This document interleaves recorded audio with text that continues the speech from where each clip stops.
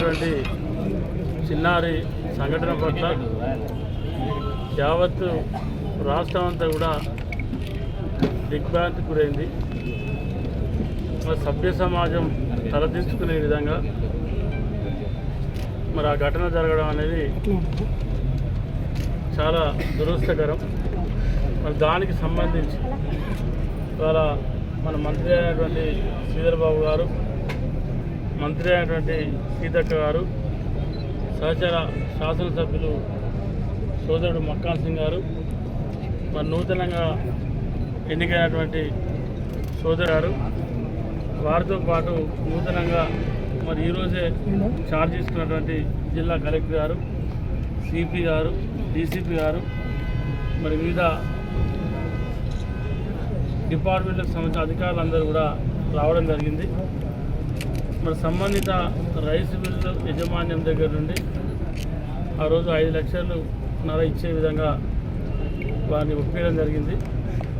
మరి నిన్న చంద్రబాబు గారు ముఖ్యమంత్రి గారితో మాట్లాడడం, హైదరాబాద్లో సంబంధిత చిన్నారి కుటుంబానికి 2.5 లక్షల రూపాయలు ప్రభుత్వ పరంగా ఎక్సైజ్ ఇవ్వడం, మరి దాంతోపాటు ఇంకా మిగతా ఇతరత్రకు సంబంధించి మరి మంత్రులు మీకు చెప్తారు.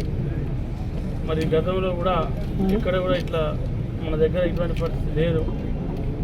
మనం కూడా ఎందుకంటే మన ప్రాంతాల దగ్గర నాకు తెలిసి పెద్దపల్లి జిల్లాలో 200 రైస్ మిల్స్ ఉంటాయి. ఇది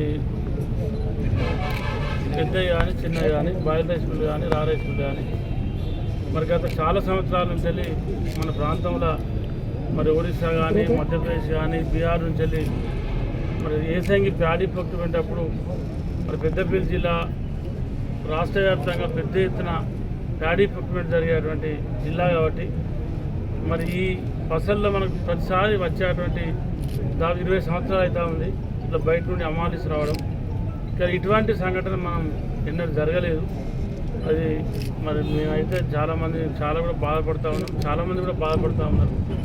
సభ్య సమాజం నిజంగా కూడా ఎవరు కూడా అది అసలు చూస్తేనే మనకు చూడలేకపోతూ ఉన్నాం.